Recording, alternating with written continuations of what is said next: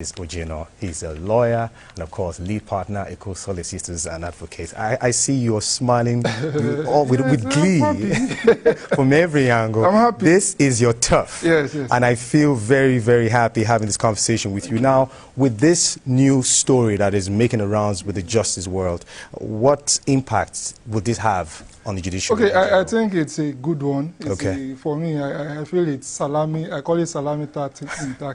I think it's an addition. Absolutely. And I may not be able to blame the president for all the logjam that we have in our judiciary. It's because I think it's a constitutional thing. 21 justices of the Supreme Court is the maximum that the Constitution allows pursuant to sections 230 and 231 of our Constitution. Okay. But what this will do is, to a large extent, it will decongest the humongous number of pending cases we have at the Supreme Court, which is about 7,000 at the moment as we speak. Okay. And for me, I still think that the total number of justices at the Supreme Court is still not enough to quickly dispense justice. I feel that one mega solution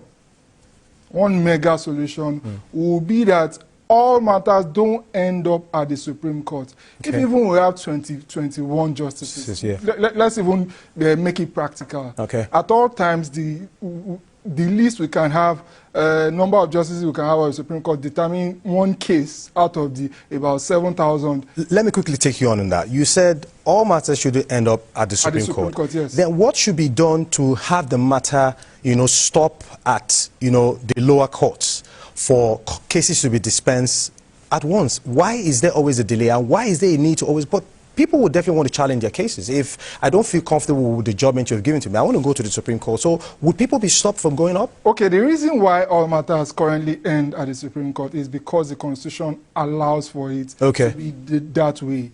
The American judicial system actually has just 9 justices of the Supreme Court. The American population is much more than the Nigerian population, more than 300 million. Okay. And the average American is more litigious than the average Nigerian. But they don't have this backlog. And the simple reason is because they allow that all their matters should stop at their court of appeal. They call it a circuit court of appeals, the equivalent of our own court of appeal in Nigeria. Any matter that needs the special attention of the Supreme Court, the Supreme Court in the U.S. will issue what's called a set or a certiorari for the matter that has been assumed final at the Court of Appeal, for them to reconsider, because we must always remember that the Supreme Court is a court of policy. It's not necessarily a court of law in the manner of speaking, because most of the matters that the Supreme Court adjudicates over again, it has already adjudicated over again. So are you advocating that a new law should be enacted to have cases stop at the appeal court? Absolutely. That is the quickest way out of this. No matter if even we have 50 Supreme Court justices, we'll still have the situation that we have at hand. All right. Now, we understand that owing to retirements and debts, the bench in the last 3 years has continued to experience depletion, raising concerns among litigants and Nigerians. Now, in general, how soon do you think we will start benefiting with these new justices that have been installed? Immediately. Okay. Immediately. And I say it again. You immediately sounds convincing, but it's not heavy. It's very, very convincing. Okay. I'm very, very sure that it's going to be immediate. Okay. But will it be as fast as we desire, as the business community desires, as the political community desires? Maybe not as fast. Okay. Maybe not as fast, even though it looks to me that it is only the politicians that seems to be enjoying it the most now, because everything is on hold and politics is being given speedy adjudication by the judiciary. All right, let's move on.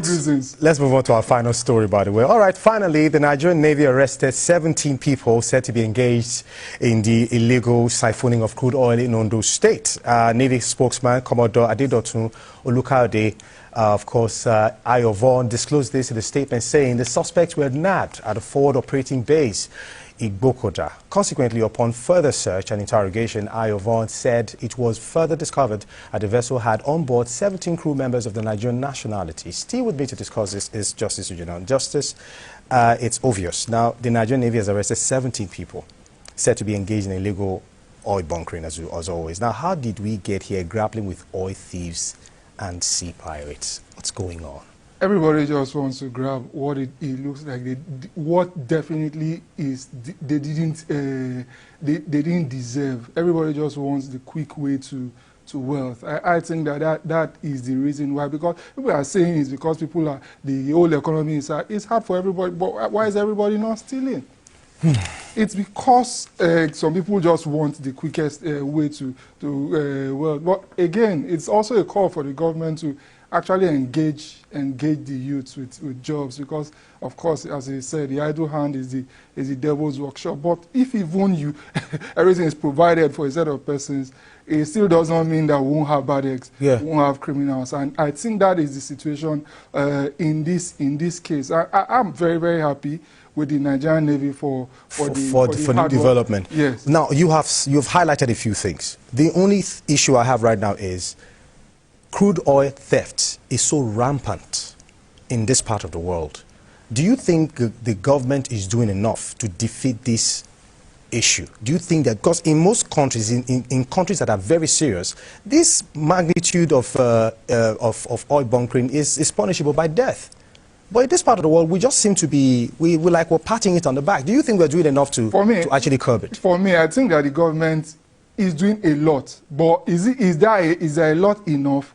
I will answer that in the negative, because one of the reasons why, for example, in Saudi Arabia, they boast that they can track even the tiniest drop of oil in their system is because they have accommodated fully the use of technology in the way they monitor their production and, of course, dispense. Wait, is it about accommodating the full use of technology, or the cooperation of the country to say, this is our gold mine, we are going to protect it to the best of our ability and get everything we need to get to make our country great? Technology will help with that. Technology will help, but the bad faith actors. But if there is no concise cooperation that we need to make this better, your technology might come and still not work. It's a multi-pronged approach.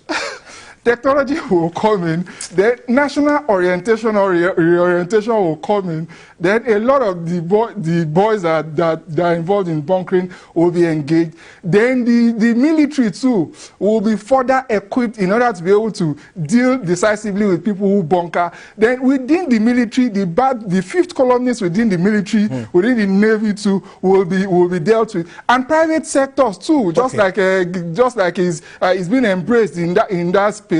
The Tompolo and all have been engaged to be able to. The multi-pronged approach will definitely make the situation a whole lot better. I do not dispute some of these things you're saying, but there are conversations have been rife that, look, if we start to encourage modular refineries, where we get to engage these people to have modular refineries to refine this crude, maybe we might not just be having this bunkering as rampant as we have it. So do you think that approach could work? Fantastic. That's also a fantastic idea in the mix.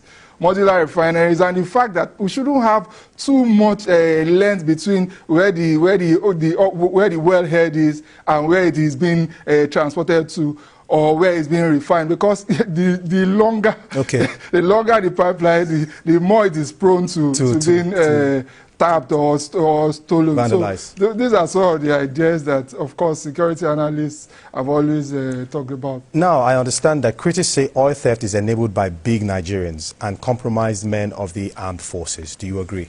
100%. And that's why I mentioned in the approach that fifth columnists, even within the ranks, because it is quick money.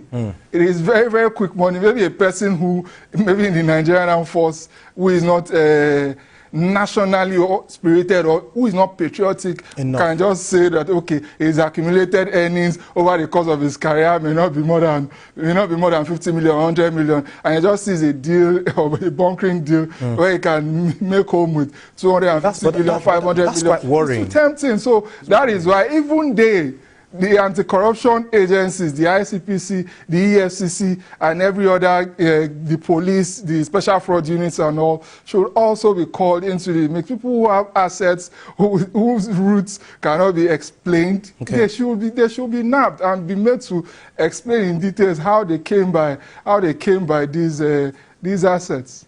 And all. Maybe if we take all these approaches and we are committed to it, I think we'll be in a better place. Okay, now, but we understand that whatever is happening right now is having an adverse effect on our economy. Shouldn't this be enough for us to take a stand and say enough is enough with this oil theft and bunkering?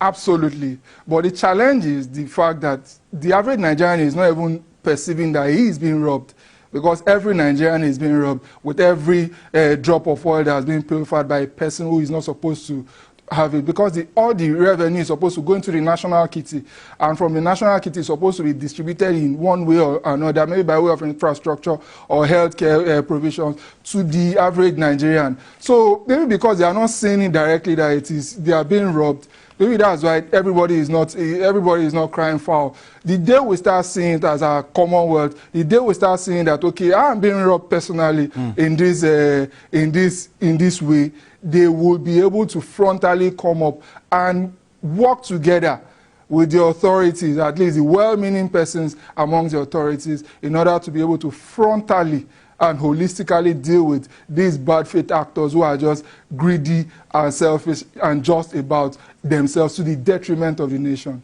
Justice General, I want to thank you so much. Very kindly. My pleasure. It's always a pleasure having conversations with you right here. And of course,